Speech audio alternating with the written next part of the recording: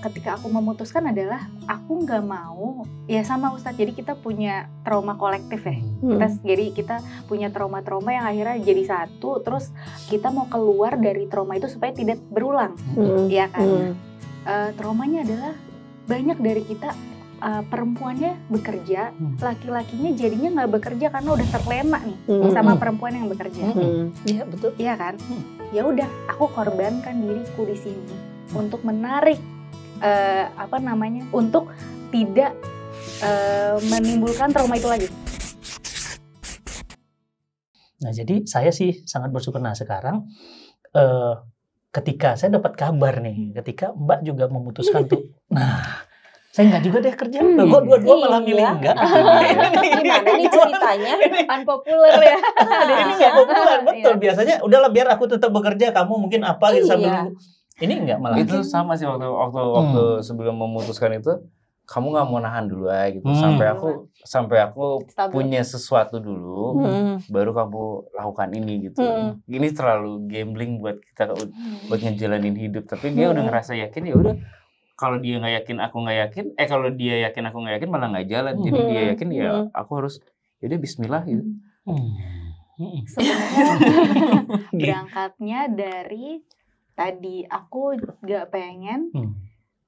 Sebenarnya aku nggak malu ketika orang nanya suaminya PHK sekarang kerja di mana gitu. Dalam hati aku gini, emang dari PHK segampang itu langsung dapat kerja. Itu sebenarnya pertanyaan yang kayak, aduh, kalian pasti tahu jawabannya apa gitu. Tapi aku juga nggak malu ketika aku bilang kan suami aku sekarang lagi ngerjain YouTube karena emang baru monet juga dan dia ngerjain event. Aku nggak malu berbicara itu. Anak-anak juga nggak malu karena anak-anak happy dan bangga sama YouTube kita. Dia bangga banget gitu walaupun masih 19-20 ribu. Dia bangga bapaknya di rumah. Dia bangga dia punya YouTube yang bisa dia banggain ke guru-guru juga. Guru-guru kan suka nonton tuh di sekolah. Tapi ketika aku memutuskan adalah aku nggak mau ya sama Ustadz. Jadi kita punya trauma kolektif ya.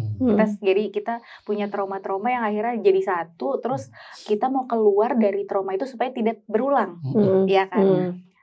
Traumanya adalah banyak dari kita perempuannya bekerja, laki-lakinya jadinya nggak bekerja karena udah terlena nih sama perempuan yang bekerja. Iya betul. Iya kan? Ya udah, aku korbankan diriku di sini untuk menarik untuk tidak menimbulkan trauma itu lagi. Tapi itu kan keputusan yang agak lain tuh. Iya, makanya ada istiqoroh kan gitu. Aku juga ketika mau melakukan itu nggak keputusan sehari 2 hari. Aku melihat, jadi waktu pas di bekal itu aku juga dapat mentor. Dia selalu bilang, kan aku belajar tentang mindfulness tuh Ustaz. Jadi kita benar-benar harus tenang, terus sambil melihat sekeliling sebenarnya ada apa yang Allah kasih, intinya gitu ya. Kita harus mendengar, benar-benar mendengar, jangan banyak berbicara. Ketika aku diam, aku mendengar, ternyata banyak banget bantuan yang datang. Bentuk bantuannya apa? Bukan uang, tapi yuk Kat, jalan sama kita mau bikin ini. Kat, belajar ini yuk, nanti kita bikin ini. Kat, kayaknya lo bisa di sini deh, lo mau bantuin gue nggak jadi kok gue di sini. Nah, ketika ada tawaran itu, aku ajak Mas Adi gitu. Jadi ayo kita bisa. Tapi aku nggak ada bakat, nggak pernah ngerjain itu. Bisa, aku juga emang ada di tabak misalnya gitu. Aku nggak ada gitu. Kita bisa ngerjain itu. Jadi aku berprinsip kalau misalnya harus salah satunya bekerja itu jangan perempuan, harus laki-lakinya. Kalau misalnya aku pun harus bekerja, berarti dia harus ikut sama kerjaan aku. Jadi maksudnya kita kerja bareng aja. Kalau kita nggak punya penghasilan yang stabil, berarti kan kita berusaha lebih keras. Kan kita kalau udah usaha kayak gini udah mati atau jalan gitu kan. Pilihannya cuma itu doang kan. Ketika pilihannya cuma mati atau jalan, aku rasa energi kita akan lebih besar sih untuk bisa melakukan hal yang lebih besar lagi. Tapi aku nggak tahu saat ini aku masih di initial, nggak tahu juga apa yang akan terjadi besok dan next month. Ada lagunya ya nanti mungkin ya. Bisa jadi aku kerja lagi, bisa jadi Mas Adi juga kerja lagi. Tapi saat ini yang aku pengen adalah itu. Coba bareng dulu ya. Iya. Nanti kalau suatu saat kehilangan arah, boleh putar lagi YouTube ini untuk mengenang kembali komitmen kita bersama. Baiklah. Ya karena kita juga pernah ngalamin masa itu ya Bi, masa di mana waktu awal-awal nikah itu Ustadz Fatih udah bilang gini, Umi, Abi nggak mau kerja kantoran ya. Kenapa gitu? Karena nanti kalau Abi kerja kantoran, Abi nggak punya waktu buat ngisi kajian. Padahal dakwah itu hidup saya. Iya. Jadi dari sejak saya belum kenal Ustadz Fatih, beliau emang udah aktif di kampus untuk dakwah dan macam-macam. Jadi udah nggak mungkin tuh dipisahin dari hidupnya. Oke, saya udah tahu. Oke, berarti bisnis adalah pilihan satu-satunya. Nggak ada lagi tuh pilihan yang lain kecuali bisnis. Kami jalani tuh berat. Mulai dari bikin event kecil, sedang, besar, rugi 1, rugi 2, rugi 3, rugi 4, rugi 5, bukan cuma rugi, numpuk, utang kemana-mana. Utang numpuk, Allahu Akbar, ratusan juta, udah bingung gimana cara bayarnya. Sampai ada di titik yang kayaknya harus kerja kantoran. Sampai di titik itu lagi. Iya, pernah kami ada di titik itu. Andai waktu itu ada podcast seru ya, nonton lagi gitu. Saya pernah ngomong gitu. Pernah gitu ya, gitu. Dan akhirnya sempat meninggalkan idealisme. Sempat untuk keluar dari dakwah. Bukan keluar dari dakwah, tapi milih kerja kantoran. Oh iya. Soalnya kan kondisi sempat Ustadz Fatih sempat kerja kantoran. Sempat kerja di Jakarta. Kerja di Jakarta. Bogor Tebet. Iya, Bogor Tebet, naik kereta api Kandang Kambing ya. Pernah ke sana apa Bi? Jakarta Islamic Center Bi ya, daerah sana. Karena saya mencoba untuk bisnis ternyata nggak semudah itu. Iya. Betul. Kan bisnis nggak bisa setahun 2 tahun. Betul. Bisnis itu kan ngebangun tim, ngebangun sistem, ngebangun produk, kan nggak mudah. Dan saya terjatuh di situ. Saya bilang kayaknya nggak bisa bisnis deh. Udahlah kerja kantor lagi. Iya, sempat kayak gitu. Ternyata kerja kantor, gaji pertama mantap dong, 600.000 sebulan, kerjanya di Tebet. Jadi apa Ustaz? Kalau saya bilang, aduh asem banget ya. Asem banget, ternyata mau buat yang halal tuh kok susah banget ya. Betul Ustaz, betul. Kerjanya di sebuah filantropi. Filantropi Jadi punya gurunya Ustadz Fatih. Saya mungkin teman-teman tahu Ustadz Felix Yao. Saya sampai mohon-mohon ke Felix ya, untuk dimasukkan ke untuk kantor masuk bapaknya. ke kantor bapaknya. Saya itu kan udah ego saya udah turun gitu ya. Dulu kan dia masuk Islam, alhamdulillah perantara saya dengan wasilah saya tahun 2002 masuk Islam. Saya yang didik, saya yang bimbing gitu ya, menjadi seorang dai yang lurus gitu. Sampai saya tuh jatuh muka istilahnya apa? Demi saking butuhnya saya bilang, "Lik, di kantor bapak ada lowongan nggak?" Dia bilang, "Duh, guru gue minta nih." Tapi dia bilang, "Nggak ada, Kang. Mainnya kan Akang, nggak ada Kang." Ada tapi di lembaga filantropi kecil Kang. Tugasnya apa? Presentasi. Presentasi apa? Ya program-program ke masjid. Saking butuhnya kita. Iya, kita ambil waktu itu diambil itu Abi. tahun 2000-an. 2008. 2009. Udah saya ambil deh 600.000 gajinya. 2009. Iya, sekitar segitu 2007 Teman-teman 2008. itu pada makan restoran Padang, saya nasi bungkus tuh ngelihat tunjang temen tuh, aduh enaknya itu tunjang gitu. Enak lihat tunjang. Saya nggak punya Mas. 600.000 rupiah. Tapi tadi saya bilang istri. Ini poinnya apa? Kuatnya mereka. Ridhonya mereka. Kuatnya mereka, ridhonya mereka itu yang menghantar tuh pelan-pelan Allah buka satu. Makanya saya sering bilang, suami yang sayang sama istrinya, rezekinya berkah berlimpah. Amin ya Allah. Dan suami yang khianat sama istrinya, hancur hidupnya Mas. Cobain perhatian, coba deh. Lihat siapa lihat. Siapa di saat kayak gini yang paling dekat sama antum, yang paling kuat? Dia.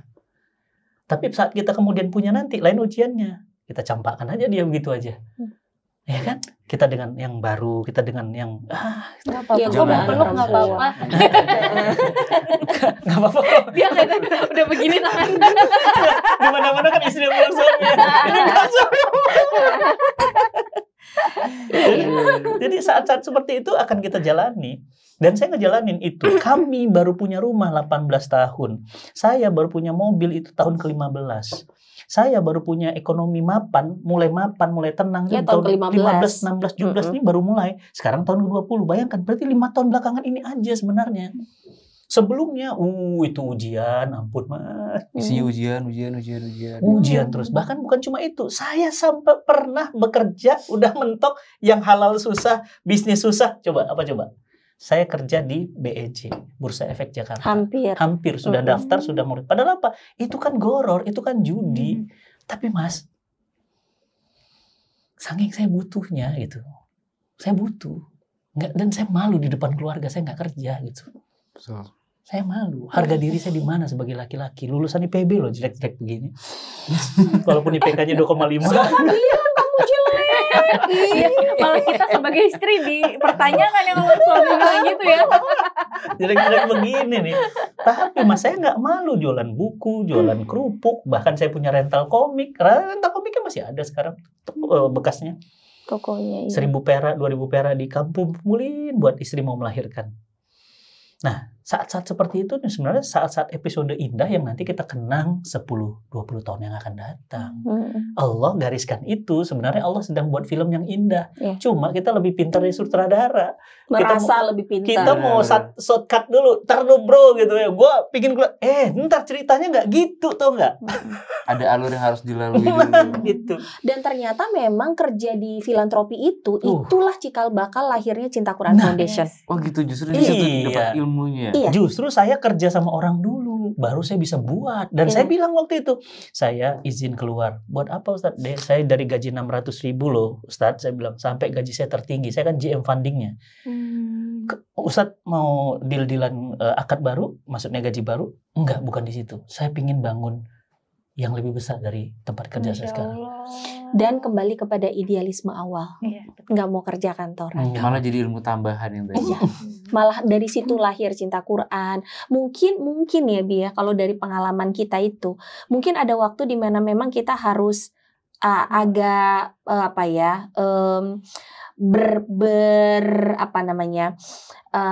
dengan kondisi hidup ya, memang harus sedikit lebih melunak gitu dari idealisme kita awal. Tapi jangan pernah lupa sama visi besar yang udah kita bangun dari awal berumah tangga. Kita harus balik lagi ke situ. Karena kalau enggak, nanti hancur rumah tangganya. Seandainya Ustadz Fatih milih tetap kerja kantoran gitu, karena beliau kan kondisinya udah nyaman waktu itu ya. Ya udah deh Abi kayaknya kerja kantoran aja deh terus gitu. Kayaknya enak deh. Mungkin kita nggak akan ada di titik ini, podcast ini nggak akan lahir. Jadi sebenarnya sebenarnya poinnya sebenarnya bukan kerjaan kantor itu lebih rendah daripada pengusaha. Enggak, bukan di situ poinnya gitu loh. Poinnya sebenarnya semua pilihan hidup gitu. Semua itu bagus kok kerja. Cuma kalau boleh ngingetin nih teman-teman, jangan lama-lama. Kalau boleh ya, saya terlalu lama berarti. Terlalu lama. Terlalu lama menjadi generasi penikmat. Dan itu bahaya. Kenapa? Karena satu titik perusahaannya hancur. Ada saatnya kita harus mengakses ketidaknyamanan lebih lama. Iya. Jangan zona nyaman. Iya, zona nyaman itu berbahaya gitu. Harus kita punya sesuatu yang unpredict. Contoh ya, saya bangun masjid di Jepang. Masjid Yokohama. Itu RAB-nya hampir 60 miliar, Mas. Di Jepang loh, Mas. Bangun masjid di Jepang itu izinnya. Itu negara bukan non-muslim. Muslim cuma 1%. Izinnya, terus kata orang gimana, terus kayak galang dana, terkumpul sekarang sudah 30 miliar, sisanya masih setengahnya lagi, bayangkan itu. Tapi belum selesai itu, saya bangun lagi di Australia, RAB sekitar sama lah 60 miliar, belum selesai Australia baru bebas tanahnya, saya bangun lagi di Kanada. Jadi hal-hal yang unpredict itu justru kadang-kadang menghasilkan sesuatu hal baru. Kalau kita berjalan satu runut gitu, kalau menurut saya itu kayak bukan hidup gitu. Hidup itu sebenarnya kadang-kadang perlu loncatan-loncatan baru untuk menimbulkan hal-hal baru. Makanya nggak usah heran orang-orang besar di luar sana. Iya, berpikirnya mereka itu lompat-lompat. Nggak mapan dalam lulusan gini-gini udah habis ini enggak. Mereka hal baru. Dan itu yang membuat hidupnya semangat. Iya, tapi jangankan orang lain ya, Mas Edi sama Mbak Kat. Saya aja itu tuh kaget-kaget loh. Sampai sekarang. Sama apa yang ada di dalam pikiran suami saya. Jangankan orang lain. Jadi gini, kayak waktu gini deh. Waktu beliau mutusin untuk ngambil Masjid As-Solihin Yokohama. Mengiyakan ajakan dari teman-teman di Yokohama untuk bantu kami dong, Tat, untuk bikin masjid gitu. Saya mikirnya gini, ini proyek kita yang ada di Indonesia aja, ini nggak kurang banyaknya loh Pak, gitu. Bisa nggak sih fokus di sini aja dulu, agak lebih mateng di sini, baru tuh kita cari lagi yang lain. Enggak gitu, kayak Bapak mah beban hidupnya udah banyak, masalahnya udah banyak, kenapa sih nambahin masalah baru? Oke, udah jalanlah satu. Oke, iya udah. Saya turuti maunya Bapak ya. Jalan Yokohama. Baru jalan sekitar 1,5 tahun kan kemarin itu. Terus ada ajakan juga dari Melbourne untuk bikin Islamic Center Indonesia pertama terbesar di sana.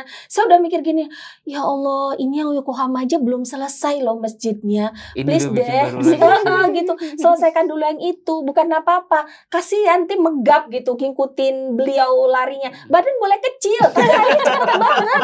Allah Rabbi. Fisik.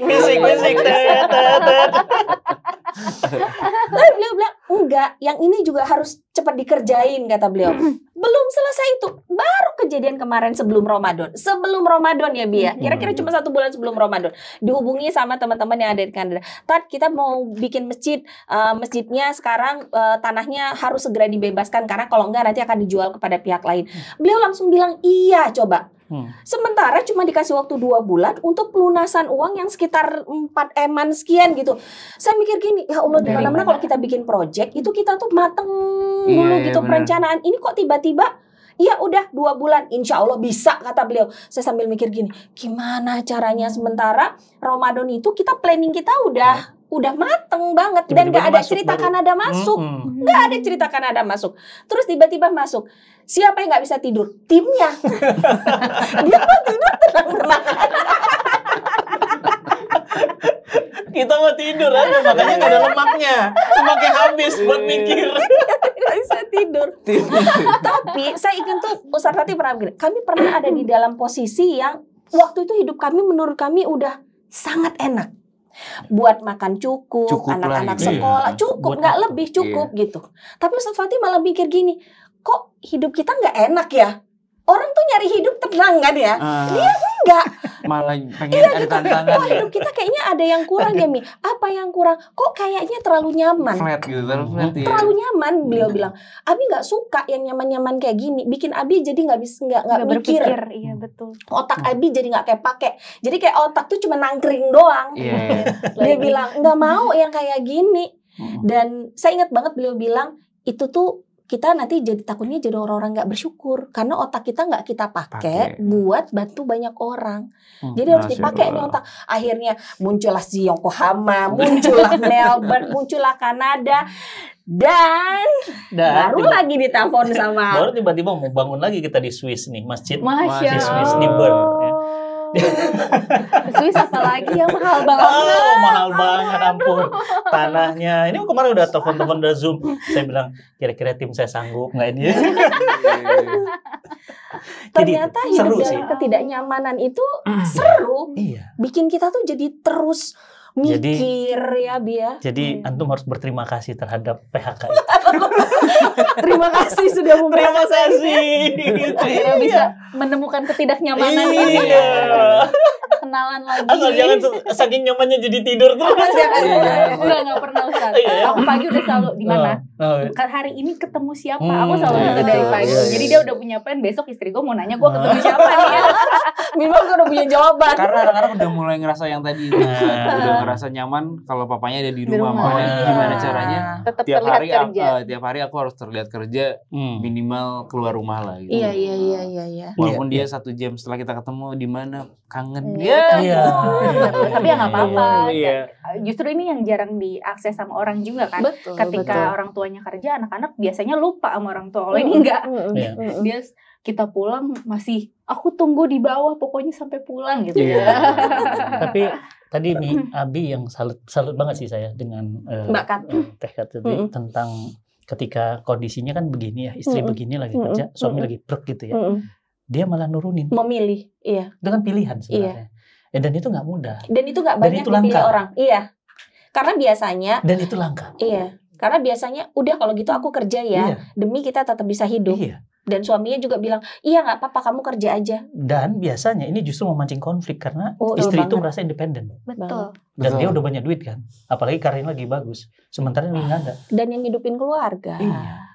Betul itu yang kita jalanin saat ini, maksudnya bener kata Ustaz tadi, harusnya ketika suami di bawah, istri harusnya jaga topangan ya. Dong. Tapi ini idealnya kita minta sama karena aku pengennya bareng gitu.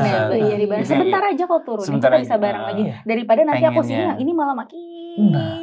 Kalau suami begini, istri gini, itu common itu di mana-mana begitulah pada umumnya. Kan istri diajak suami gitu ya. Ini enggak, ini istrinya, suaminya, tapi kemudian mereka ya udah biar kita bareng yuk. Nah, harapannya seperti itu. Keren loh Mbak Kat. Keren banget. Dan itu pasti keputusan yang nggak mudah. Ini pressure loh buat dia sebenarnya. Untuk nunjukin, oke. Karena ini keputusanmu nggak salah sayang. Iya. Makanya kemarin aku ngerasa ini ngelamar kerja. Maksudnya ngelamar kerja aku tetap ada gitu ya, tetap ada. Karena keputusan istri untuk memilih resign itu baru-baru kemarin dan akhirnya udah fix gitu. Jadi awal-awal tuh aku masih masukin kerja tuh Ustaz. Masih masukin kerja, terus ada beberapa tawaran cuman kadang kita tahu ada pekerjaan yang kita masukin pekerjaan terus ternyata ekspektasinya tidak mendapatkan seperti yang kita harapkan. Iya. Terus ada pekerjaan sesuai ekspektasi. Benefitnya bagus, ternyata di baliknya nggak bagus gitu Itu termasuk yang ingin saya tanya juga sama Ustadz gitu. Sejauh mana sih kita mengetahui di balik keuangan dari sebuah perusahaan itu? Karena maksudnya tadi kan aku digaji dari hal-hal yang ini berani bayar gaji aku gede, ternyata di baliknya itu adalah sesuatu yang bukan yang bagus gitu. Dan kita seakan-akan menyempurnakan dia gitu. Betul. Hadirnya kita ya. Betul. Itu gimana pandangan Ustaz? Jadi gini. Jadi pekerjaan itu dalam Islam kan kalau laki-laki hukumnya wajib, fardu ain. Kalau laki-laki nggak bekerja. Nah kalau perempuan hukumnya mubah, boleh saja. Satu, izin suaminya. Kedua, bukan pekerjaan yang menghinakan martabat kewanitaannya. Ketiga, kemudian dia tetap memastikan anak dan anak-anaknya tetap aman dalam urusan pembimbingan ibunya. Ini kan secara flatnya gitu. Nah, bagaimana pekerjaan ini ternyata ada hubungannya dengan ini dan itu. Betul. Nah, itu kan pilihan semua. Kalau kita mau bekerja dan akad kerjanya itu akad kerja yang ya ini kerjanya apa? Oh, akadnya kerja ini. Oh, ternyata perusahaan ini gitu ya. Backupnya perusahaan itu. Iya, perusahaan dan ternyata nanti kita harus lihat apakah iya betul backupnya seperti itu. Ya kan harus real, bukan kata orang kayak sekarang kan netizen itu kata orang, bahkan influencer itu ngomong lebih didengar daripada media karena kan tadi dia udah punya media sendiri. Jangan kata orang, tapi faktanya apa gitu. Kalau memang faktanya iya dan memang terlibat langsung, maka pilihan kita untuk tidak. Kenapa? Prinsip. Tapi kalau memang enggak, jalanin aja. Selagi pekerjaan halal, nggak ada masalah. Walaupun sumber ini walaupun ini kita nggak tahu. Gitu. Karena kalau mau digituin Mas, itu pasti semua ada kaitannya. Ini kita nggak tahu nih jeruk dari mana. Jangan-jangan Cina. Nah, Cina itu mau merengin kaum muslimin, terus kita haram makan jeruk gitu. Nggak bisa. Ya udah aja per fakta jeruk ya akad muamalah jeruk. Yang penting akad kerjanya. Akad kerjanya. Tapi kalau aku lebih ke ini sih Ustadz, bahasanya tuh mungkin kalau buku ada dulu namanya bling. Kalau kita mungkin bahasanya minta petunjuk lah. Kita minta petunjuk kadang nggak bisa dilihat secara logika, tapi perasaan pasti ngerasain ya. Jadi kayaknya ini nggak benar. Iya, aku kadang ketika udah mendapatkan itu aku tanya. Intuisi kita itu. Aku terusin nggak? Kayaknya aku kurang ridho deh ke situ. Ya udah, aku nggak lanjut. Gitu. Dan itu ada hadisnya. Oh, ya? Ada hadisnya. Apa kata Nabi? Mintalah fatwa pada hatimu. Karena hati kita nggak bisa bohong, Mas. Nggak bisa bohong. Ketemu orang baik, nggak baik itu tuh di sini tuh ada. Kayaknya agak aneh ya. Kok agak lain ya. Kalau pada akhirnya adalah tadi mungkin mirip sama kayak Ustadz ya. Karena tuntutan finansial yang harus dilakukan itu gimana? Nah itu dia. Kadang-kadang ada orang pragmatis. Pragmatis itu apa? Ya udah apa yang ada sekarang butuh sekarang. Iya. Itu orang pada umumnya. Kalau kita kan berharap bukan pragmatis, tapi kita mandang untuk kedepannya seperti apa. Kayak tadi, saya kan akhirnya karena kerjaan nggak dapat pragmatis kan, udahlah BEJ lah. Iya. Ambil lah. Istri saya sampai bilang gini, saya malam tuh saya bilang ambil nggak ya ambil. Udah malam saya ngomong nih, Abi diterima. Di mana Bi? Saya masih ingat banget kasur kami lepek segini. Kipas kami itu biru putih. Itu kalau bunyi dia tek tek tek tek tek tek, dia nggak bisa balik lagi. Jadi harus diginiin dulu, cetek tek tek tek tek tek tek. Kan indah dikenang kan? Indah dikenang. Tek tek tek tek sampai gitu. Tek tek tek tek tek tek. Kita masih ada lagi. Handphone sebatang berdua. Gitu. Nah, waktu itu saya bilang, cerita nggak ya? Cerita aja, Mi. Abi diterima. Di mana, Bi? Gitu. Dan lagi hamil. Alif tuh lagi hamil dan kontrakan kami bayarnya 4.800.000 setahun. Bisa kebayang berapa per bulan? Coba bagi 12. Itu berapa sih? Ya Allah, bisa kamarnya gimana sih gitu kan? Akhirnya apa kata istri? Di mana? BEJ. Apa itu BEJ? Ya gini, kita nanti jual beli saham, kita nanti jadi trader, kita cari pialang, kita jadi pialang saham, kita mainin dana investor. Bukannya setahu Abi pernah ngajarin tuh nggak boleh. Tuh, nggak sesuai dengan idealisme. Tapi kadang-kadang atau butuh mas. Tuntutan, tuntutan finansial itu. Nah pertanyaannya, kita kan punya idealisme, harusnya yang dimenangkan idealisme, bukan pragmatisme. Terus gimana? Ya, apa jawaban dia? Kalau Abi tetap ngambil itu, pulangkan Umi ke aku. Minta dipulangkan dia. Saya bilang, gue milih ini kehilangan istri, kehilangan anak. Enggak deh, udah besok langsung datang ke bosnya, langsung saya batal. Kadang-kadang akan terpancing ke situ gitu. Nah, tapi lagi-lagi balik lagi ke hati kecil tadi, enggak, ini enggak baik. Kenapa? Udah jelas kok pro kemana dia, udah jelas kok kemarin sikap CEO-nya kemana, udah jelas kok garis-garis besar haluan perusahaannya kemana. Enggak deh, kayak nggak ada lagi kerjaan lain, yuk kita cari, harusnya gitu. Nah jadi menurut saya hal ini penting sekali untuk saling nguatin, dan saya berharap dengan kondisi sekarang mas harus terus bersama. Dan dalam kondisi seperti ini, kondisi di mana Allah itu lagi pingin-pinginnya berdua semakin dekat sama Allah. Amin. Itu kode dari Allah. Sebenarnya orang tuh kalau lagi dijewer sini, kamu sini, itu lebih dekat. Karena kalau yang dielus-elus biasanya suka terbang jauh. Oh iya, benar-benar. Itu. Jadi pahami ini kondisi yang menurut saya jadi menarik sih obrolan ini, ketika ini langka, unik. Kenapa banyak orang yang saat begini istri justru, kamu tuh suami pemalas, suami nggak tahu ini, bahkan ini enggak, malah ya udah kalau gitu aku mutusin enggak, supaya kita bareng-bareng bareng-bareng di rumah. Dengan begini kita bisa punya fondasi yang kuat buat anak kita, bisa punya fondasi yang kuat buat cinta kita, sehingga ke depan kita akan lebih kokoh jika nanti ujian ke depannya beda. Ujian ke depan kita nggak tahu loh. Betul, apa yang kita jalanin aja kita nggak tahu apakah kita udah bener nggak sih ngejalanin. Kamu akhirnya tidak bekerja, kita coba bareng-bareng itu udah bener nggak? Kita aja masih gambling buat kita gitu. Kalau dari pengalaman kita ya, ternyata couple bisnis itu bisa bikin rumah tangga makin romantis. Tuh kan bener, aku udah pernah ngomongin ini. Makasih loh ditambahin. Jadi penyambung lidah. Bener. Potensi konfliknya ada. Tapi kalau bisa manage-nya malah akan lebih romantis dari rumah tangga pada umumnya. Kita jalanin bareng semua. Terutama salah satunya soal keterbukaan.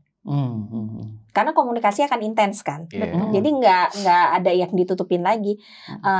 Temennya Ustadz Fatih teman saya, timnya Ustadz Fatih tim saya gitu. Jadi nggak ada curiga, itu udah nggak ada di kita tuh nggak ada.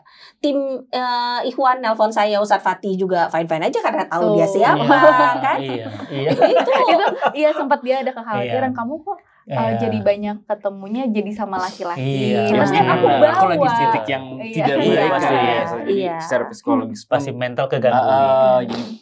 Ummu Sajjad itu ditawarin oleh bapaknya, bahkan disuruh bapaknya bekerjalah. Agar apa? Dia IPK-nya 3,95. Dia lulusan terbaik IPB. Dia itu bisa ngambil itu. Itu tadi kalau mau ikutin ego, gua bisa ngikutin itu. Tapi dia enggak. Aku tetap tunduk sama suamiku. Aku tetap taat. Itu yang buat. Dan waktu itu juga dapat beasiswa untuk ngelanjutin S2 di IPB. Beasiswa. Lulus lagi. Nomor 1 lagi. Dan Umu tetap ikut di sama. Saya milih untuk nurunin ego. Bahkan saking mentoknya kami, saya pernah berpikir gini. Dulu ya, sebelum ada hashtag kabur aja dulu, kami udah mikir itu. Tahun berapa tuh? Tahun 2005. Kayaknya Ustadz Fatih yang mikir ya. Aku juga sama. Aku lagi berpikir itu. Saya mikir itu. Gimana ya, Ay? Saya mikir keluar, Mas. Saya mikir keluar. Apa yang saya pikirin? Saking ego saya turunin. Apa? Umi kuliah S2 di luar negeri. Abi jaga anak aja deh. Nggak apa-apa nanti kalau misalnya pun harus kerja apa nggak apa-apa. Yang penting kita di luar negeri. Tapi Allah nggak izinin. tapi Allah izininnya bentuk yang lain. Punya masjid di luar negeri. Masya Allah. Jadi orang belum kabur aja dulu kita udah mikir 20 tahun yang lalu. Iya. Banyak yang harus kita korbankan untuk mendapatkan lagi. Aku juga pengen sekolah lagi Ustadz, tapi adikku belum selesai, jadi aku ngebiayain dia dulu nih yang beres. Nggak mudah, nanti nggak mudah. Kalau dia udah beres, aku minta izin sama dia dulu. Jadi ini kakak yang baik buat adiknya, istri yang baik buat suaminya, ibu yang baik buat anak-anaknya. Banyak kurang juga. Tapi wanita baik dipasangkan dengan laki-laki yang baik. Nggak baik gitu. Sekarang lagi nggak baik. Bismillah kita kuatin terus. Makasih ya sudah hadir.